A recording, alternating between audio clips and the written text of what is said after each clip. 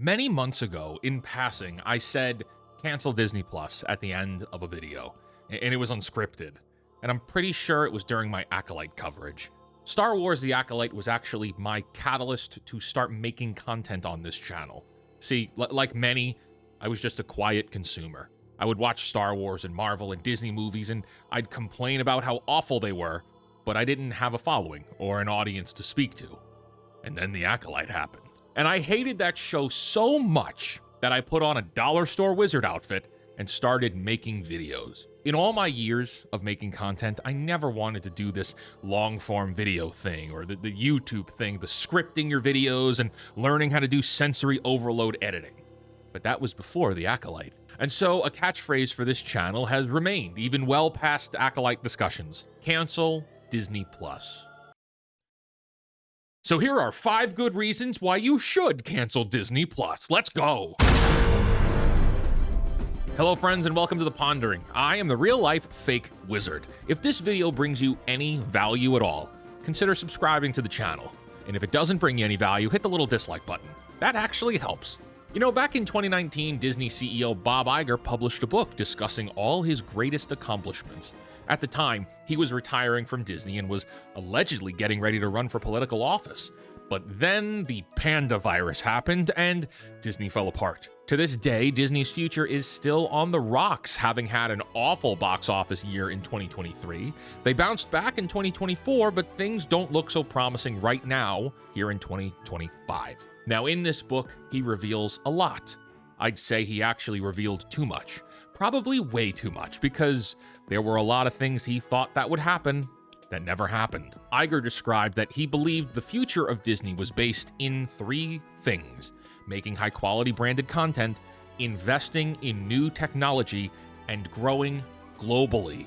And we could break down his choices over the years, and they really do all fit that criteria.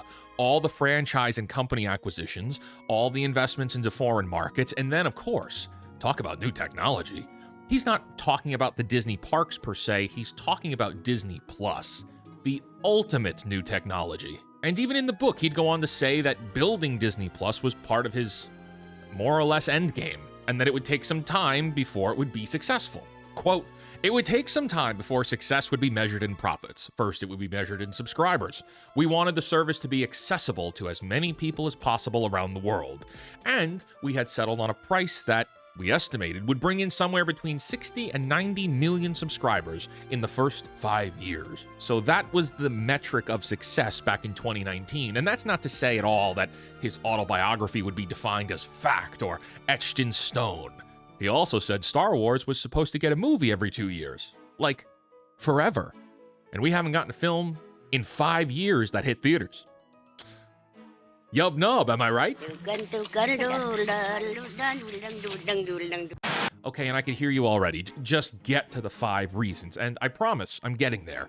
I'm just trying to explain why it's important to have the 5 reasons. Disney Plus is their final frontier. It's their golden goose. It's Disney's way of getting the one thing that's more important than your money: your time. Social media networks and video platform aggregates like Netflix and YouTube and Disney Plus thrive on the consumption of not just your subscription dollars, but your time and minutes watched. Why is that, you might ask? Ads. It's for ads.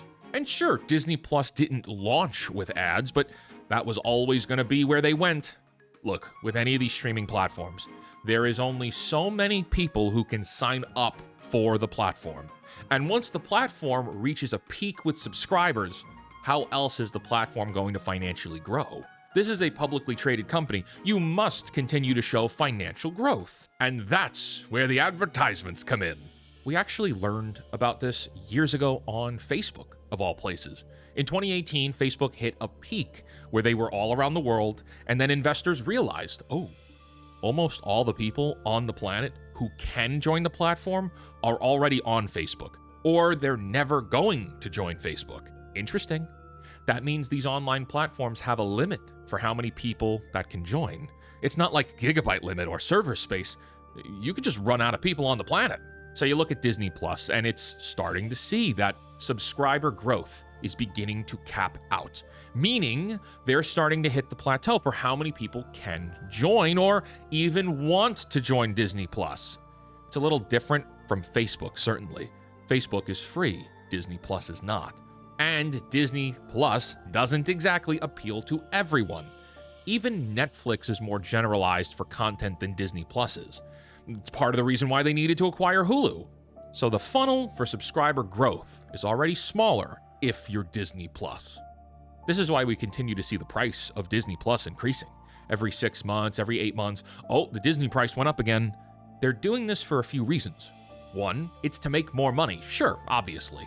But also 2, it's to manipulate you to lower your subscription down to the ad tier. See, Disney has already admitted that ad tier subscribers are worth more than non-ad tier subscribers.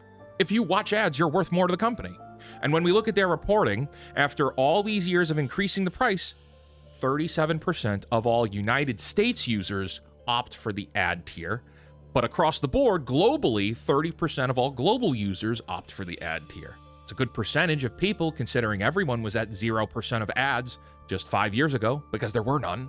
Something else to note, in recent earnings calls, Bob made the mistake of revealing that 60% of all new subscribers are ad tier users, meaning that the price is so high that all the new folks coming in are settling for the advertisement version. Also, I should point out that Disney has acquired Hulu. That was a massive investment. And at this present time, there are at minimum 8 countable package options for bundling D+ with something else. All of this, I say, to get to the first reason to cancel, and that is, obviously, to cut off their financial support. That's kind of a no-brainer, right? You pay them for this service. The first reason to cancel is to directly impact their wallets. Directly hit them hard by removing yourself from that funnel, which is narrowing, of users in their pipeline. We haven't even discussed the actual content yet. That's coming up. Let's be clear, and I'll say it again. This is a platform that keeps raising its prices to manipulate you to choose a cheaper option that wastes your time. Reason number 2 is the never-ending price adjustments and the damn advertisements. Advertisements and commercials are the very thing we cut cable to get rid of. We move to streamers to get away from all the crappy ads. They interrupt your programming, they're offensive to the senses, and they directly waste your time. Now you may say, well, Wizard, I pay for the premium. I don't have any ads. Okay, and how far are you willing to let them go with increasing the price before you do settle for the ad tier? $20? $25? Is there a price tier integrity? Yikes. I mean, no offense. On the premise alone that the price increases have no end in sight, screw that. The programming is not even worth the $16 or so it is today. And that quickly brings us into the third reason. Why would you care about negatively impacting their bottom line? Because the content is terrible. Now, I could go through each show and each release and explain how, with every series of Disney Plus content, all the value of each franchise diminishes. And by that, I mean, with every Star Wars show, the actual brand loses more and more of its value. With every Marvel show, the actual brand loses more and more of its value. But instead, let's look at them overall. Can we really say that Obi-Wan was good, like at all? Ahsoka sure as hell wasn't. WandaVision is a mystery box mess. Ms. Marvel? Come on. Secret Invasion? The entire show was to make Nick Fury look like an emasculated, pathetic cock. How about Willow? What's Willow? I don't know, Disparu talked about it for a while. And I'm sure you're as amazed as I was, and by that I mean every single person could see that coming from the very start of the show. Quality of the content is so bad that they've lost the ability to quantify a motivation for buyers to keep paying monthly prices. The best way to send a message about how upset you are with how awful their content is not by taking to social media. It's not through public boycotts and social movements. They don't care about that. You know what they care about? A decline in users. Unsubscribers. We're talking about corporate executives here. Corporate executives don't care what the content is. They don't care if it's good or bad. They're not fans. They don't watch it. And in most cases, they don't even care if you watch it, as long as it didn't cost a fortune to make. They care that you keep paying. The best way to send a message is to stop paying. And so, in a world where the Disney Plus show about space and time is awful, we've discussed the space. How about the time? That is one of the worst segues of all. Time. Time to get through the shows, time between releases. Every piece of the Disney Plus experience is rooted in wasting your time. Disney Plus shows are structured in a way to take up just as many weeks to make sure there are at least 2 credit card charges in before the season ends. And then you have to wait many, many, many months or years for any new kind of content. Ahsoka was basically confirmed in 2019, and then it was formally announced in 2020. It didn't release till 2023, and it was unsatisfying, ending on a mystery box after wasting 8 weeks of episodes where nothing happened, only to resolve by saying you'll get the answers to these questions in Season 2, and Season 2 might come out in 2026, probably closer to 2027, we don't know yet. But that would be almost a decade in time. Time wasted. Are you supposed to stay subscribed to Disney Plus in that interim between seasons 1 and 2? Corporate certainly wants you to. Oh, there's plenty of other stuff to watch. Is there? Can you really get through all 8 episodes of Agatha All Along and feel like you didn't waste your time? I can't even bring myself to watch Skeleton Crew because I can't sacrifice another 8 hours for a Disney Plus show that I know will spend the first 6.5 episodes being boring only for a big reveal to happen at the end of 6. 7 will be a flashback episode that changes nothing, and then 8 will end on another unsatisfying cliffhanger. I know that was just The Acolyte. Your time is very important. And wherein the shows aren't even that good from a writing standpoint, the episodes are structured in a way to waste your time, stretching ideas that wouldn't make good feature films into 8-week slogs that just eat up your clock. My friends, you're going to die. Stop wasting your precious time watching Disney Plus slop. And before we get into reason number 5, I can hear many of you already in the comments. Well, I liked Andor, or Disney Plus has Bluey, or whatever. Look, if you're cool paying monthly for this, that's on you, kid. If you're someone who pays for Disney Plus, I don't think you should complain if you think the content is bad. You're funding it. Like, yeah, you may hate that Star Wars is crap now. You may hate that Marvel is crap now, but you don't have any real right complaining about it because you're not willing to take action to fix it. Complacency in this world is not a good thing. If you yourself are fed up with how Disney thinks about its customers, that it more or less hates them, and you continue to pay for this service, you're contributing to the problem. That's a bit hypocritical. And I'm not saying this to be condescending or talk down to anyone. I think many of you need to hear this, because maybe it'll put things in a different perspective. In the real world, we complain all the time, right? We complain about work and family and our current situation, and that we want things to be better, don't we? Do you take action to make some of those things better? Or do you just complain? I complain all the damn time. Part of this video is just me complaining. I understand that. Join me on a live stream also. I bitch constantly. But my complaining is me talking through ideas because I'm looking for actionable solutions. Like, I want to solve problems, and my way of doing that is by speaking out loud. It's just my processing. The next time you find yourself complaining, ask yourself why. Are you looking for solutions? Or do you just want to bitch?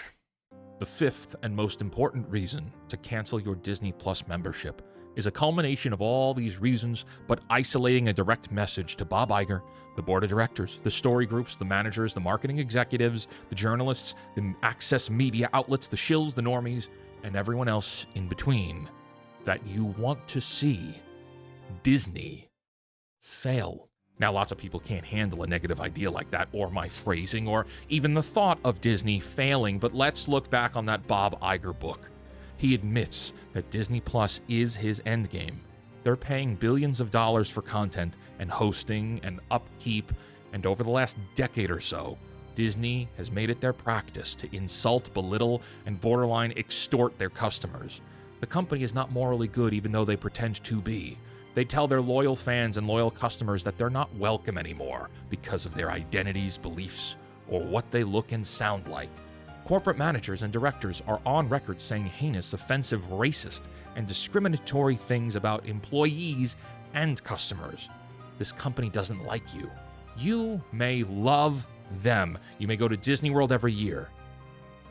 My friends, they don't care.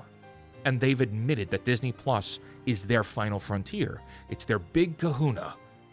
They think they're too big to fail. And all of this, after all of these awful things that they've done, after all the atrocities they've committed to franchises that defined generations, after the gaslighting and ostracizing they've done to passionate and loyal supporters, I want nothing more than to see them collapse under the pressure of their own hubris. I am no fan of megacorporations. I'm even less a fan of megacorporations that try to tell people what to think and how to feel. Disney has done that and more. They own the news media. They own all the largest entertainment companies, which means they own the movie theaters, the Hollywood, the television shows. They own the sports broadcasting. They own the vacation destinations. But it doesn't matter if you stop watching ABC. It doesn't matter if you don't go to the movie theater or don't watch ESPN. It doesn't even matter if you don't shop on the Disney Store website. I said before, they revealed too much. And it's like watching an enemy reveal their blueprint plan. If Disney Plus is what they've sunk billions upon billions of dollars into, and it's their end game, then that's how you cripple them. You want to force Disney into submission? You want them to start listening to the customers again? Do you want them to start making good stuff again? Do you want consumers to wrestle back control of the free market? Cripple them at their weakest point. Cancel Disney Plus, and they'll come crawling back. I opened this video by telling you that The Acolyte was my final straw. I was content living silently with Disney's offenses and mediocrity for many, many years, boiling up inside until The Acolyte made me into this. I was a Last Jedi apologist, heartbroken at how they treated Luke Skywalker and my heroes, but willing to say, don't worry guys, it's all gonna be better. They're gonna explain everything and make everything better. It's all gonna be okay. And then we got Ahsoka and The Acolyte, the final insults. If you're tired of megacorporations taking advantage of us, if you're tired of elitist corporate fat cats living in their penthouses and speaking down to you like you're a mindless drone, if you have a calling to do something about it, do something about it. And this is easy. You don't take up picket signs or protest. You don't even need to talk about it on social media.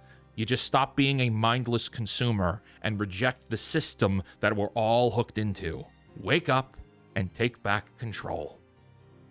Cancel Disney Plus. Thank you for joining me for this pondering video. Again, if this brought you any value and you're new here, consider subscribing to the channel. If you didn't agree with me, you don't like this, you're a Disney shill, smash the dislike, downvote button. Until next time, create, innovate, inspire, and for the love of God, you know what to do. Peace.